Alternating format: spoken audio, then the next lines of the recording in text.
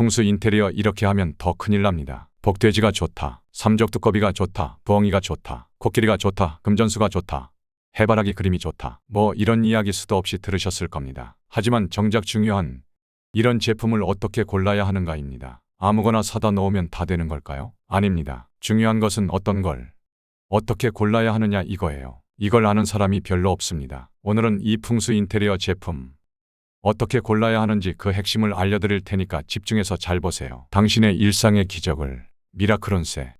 일본의 한 방송국에서 진행한 실험인데 똑같은 환경에서 키운 식물이 단어와 말에 따라 다르게 자란다는 거예요. 두 개의 화분, 같은 흙, 같은 씨앗, 같은 물과 햇빛. 차이는 단 하나, 붙여놓은 단어와 들려주는 말이었어요. 첫 번째 화분에는 행운, 부자, 사랑, 성공 같은 긍정적인 단어를 붙이고 사람들이 지나가면서 잘 자라라.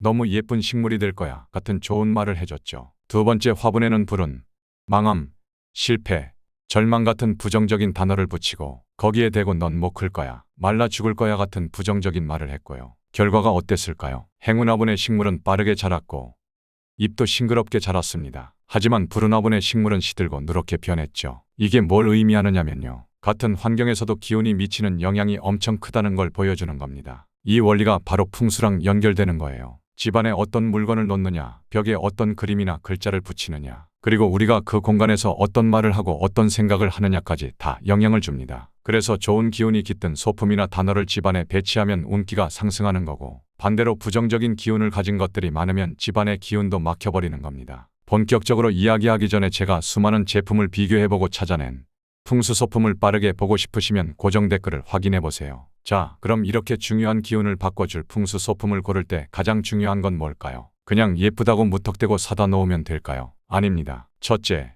품질이 중요합니다. 요즘 온라인에 보면 애들 장난감 같은 싸구려 제품이 많아요. 황금색이라고 해서 샀더니 집에 와서 보니 칠이 덕지덕지 묻어있고 조잡하고 거칠게 만들어진 것들이 너무 많아요. 이런 소품들은 운을 좋게 해주기는커녕 오히려 나쁜 기운을 불러들일 수 있습니다. 여러분 사고 나면 큰일 납니다. 정교한 도금과 깔끔한 마감이 되어 있는 제품을 고르셔야 합니다. 금색이 벗겨지고 칠이 고르지 않은 제품은 기운도 고르지 않습니다. 그리고 금속 소재는 무게감과 균형감이 있는지 꼭 확인하세요. 너무 가벼우면 기운도 약합니다. 무게감이 있어야 무거운 재물도 담을 수 있습니다. 도자기나 유리 제품은 깨끗하고 결함이 없는지 꼼꼼히 체크하셔야 됩니다. 균열이 있거나 깨진 제품은 기운이 새어나갑니다. 그러면 재물도 새어나가는 거죠. 좋은 기운이 깃들려면 소품 자체가 기운을 잃지 않도록 제대로 만들어진 것이어야 합니다. 이건 음양의 이치와도 연결됩니다. 물건의 기운과 집의 기운이 서로 조화를 이루어야 하는 거죠. 아무거나 대충 골랐다가는 운을 불러들이기는커녕 기운을 망치는 꼴이 될 수도 있습니다.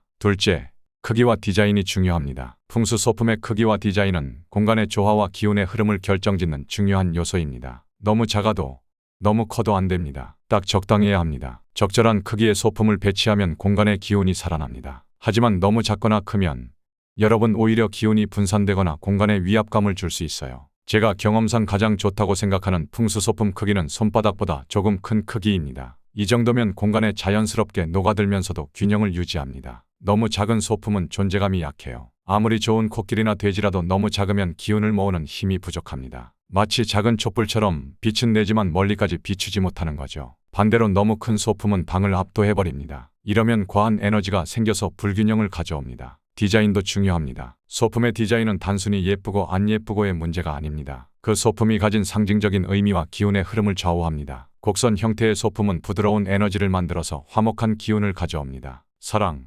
화합, 가족 간의 소통이 중요하신 분들에게 좋습니다. 각진 형태는 강한 기운을 형성하지만 너무 날카로우면 불협화음을 초래할 수 있어요. 사업하시는 분들은 약간의 각이 있는 디자인이 좋지만 그렇다고 너무 날카로우면 안 됩니다. 셋째, 관리가 쉬워야 합니다. 아무리 좋은 풍수 소품이라도 관리가 어렵다면 효과를 지속하기 힘듭니다. 풍수에서 가장 중요한 개념 중 하나가 바로 깨끗한 기운, 정기입니다. 그런데 먼지가 쌓이거나 물이 고이면 오히려 집안의 기운이 탁해지고 맙니다. 좋아질 거라고 기대했는데 오히려 나빠질 수도 있다는 얘기죠. 먼지 쌓인 소품은 정체된 기운을 형성합니다. 그러면 운기가 막히게 됩니다. 사람으로 치면 혈관이 막힌 거나 마찬가지예요. 혈관이 막히면 피가 안 통하듯 기운도 안 통합니다. 물이 고이거나 마른 식물은 재물운도 나빠집니다. 특히 금전수처럼 재물운을 돕는 식물들은 물 주는 게 정말 중요해요. 또 하나 많이 하시는 실수가 있는데요.